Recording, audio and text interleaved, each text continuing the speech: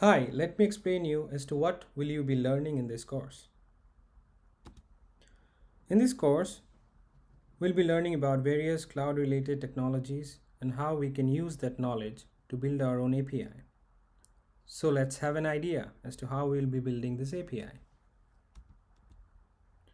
First of all, we'll be using programming language to write our API, which will be responsible for starting our server, connecting to the database, and fetching the results from the database.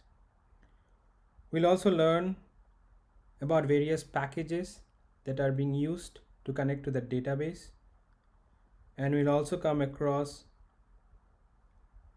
as to how we can deploy the API to the Kubernetes cluster. Next comes the Docker, which will introduce us to the world of containers and images.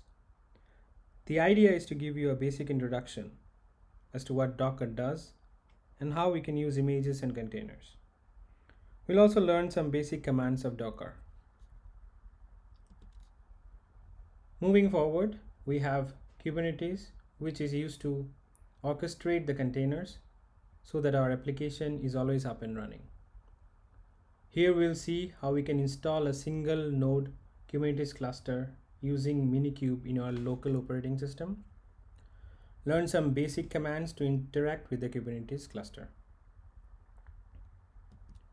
Next is the PostgreSQL database. This is the database to which our API will connect to and fetch the results. We'll learn about YAML files and how we can deploy the database to the Kubernetes cluster using those YAML files. Next is the Postman.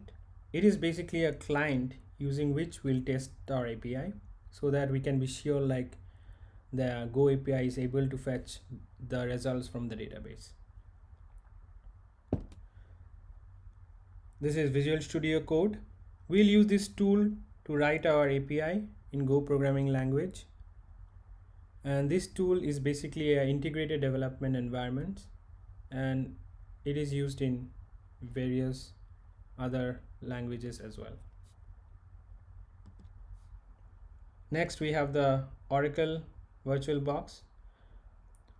This is used to run our Minikube Kubernetes cluster, and you'll see how the Minikube runs on top of this VirtualBox.